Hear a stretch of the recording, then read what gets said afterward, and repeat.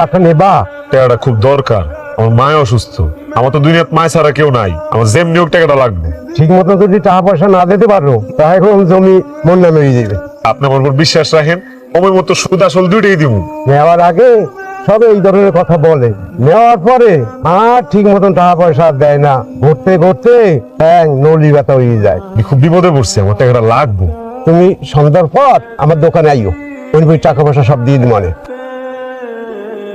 আনু ভাই, কি হয়েছে তোমার? মন খারাপ? তুমি না আমি চাচার কাছে গেছিলা, কি কইলো?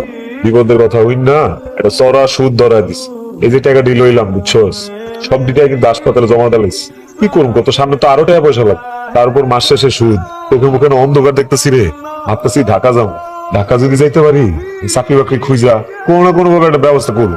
তো যাও, আমি তো আছি। আল্লাহ আমার সেবা যত্নের কোনো ত্রুটি আমি রাখবো না, নিজের মায়ের মতো করে দেখে রাখবো। আরে